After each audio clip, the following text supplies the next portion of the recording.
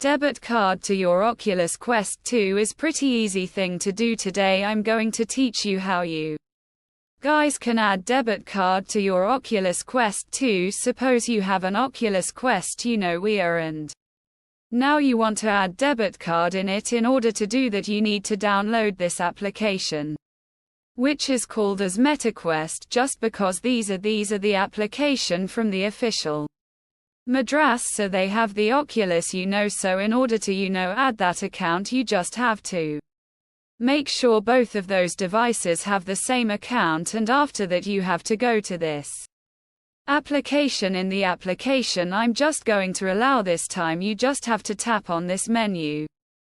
In the menu you will see this page here. You have to go to wallet. In the world you just have go to the option which is add card, and there you will easily be able to add your debit card information right there. So that's pretty much your answer. I'll be able to do it. Hope you guys find this will helpful.